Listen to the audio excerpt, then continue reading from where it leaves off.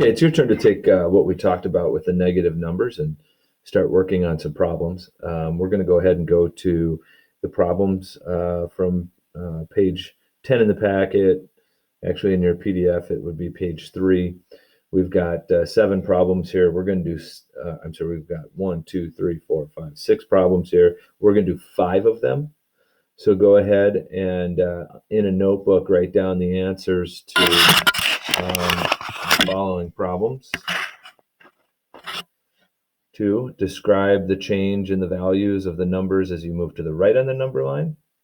Okay, so remember, we're starting with 0 in the middle, and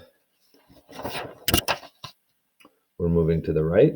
And then the next problem is going to be describe the change in values as you move to the left, starting at 0, moving to the left. Describe the locations of the points on the line that represent time in the future. Describe the locations of the point that represent time in the past. And number 7, what observations can you make where a given number of hours before or after time 0 is plotted?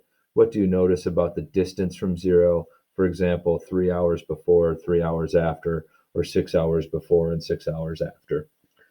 Go ahead and work on those problems. You can pause the video, and when you come back, you will have the answer key given to you. We're going to go ahead and finish up those problems now and go over the answers. Describe the change in values of the numbers as you move to the right on the number line.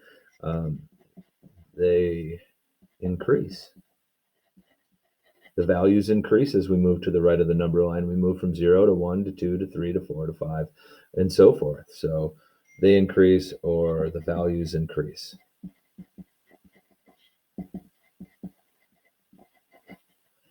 And then how about if we move to the left of this number line? So now we have our number line, and we're starting at 0. And we're moving -1, -2, -3, -4, -5, -6, -7. So the values, the negative values, increase as we move left, right? So the negative values are getting bigger as we move to the left, okay? All right. Describe the locations of the points that represent time in the future. They are to the right of 0. So all the future times were all to the right of 0, which means the times in the past, they are left of 0. So times in the past, or negative times, or time subtracted from where we're at now, are all to the left of the 0. And then finally, what observations can you make about where a given number of hours is before or after 0 is plotted? What do you notice about the distance from 0? And I'm going to use a word that we've talked a little bit about before, but they're proportional. What does Mr. Barnett mean by that? Well, they're in a proportional distance away from 0. So if you take the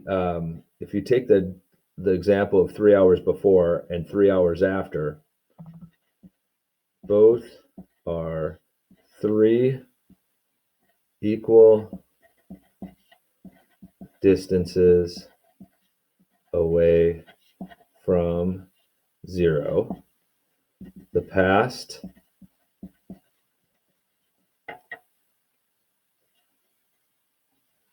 is to the left,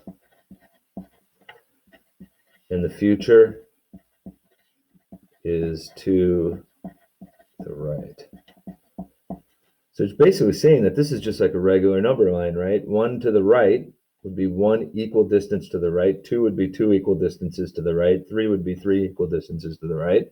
But if we're going negatively, or we're going in this example in the past, hours in the past, then that's going to be just as far from 0 to the left. 3 to the right is just as far as an equal distance as 3 to the left.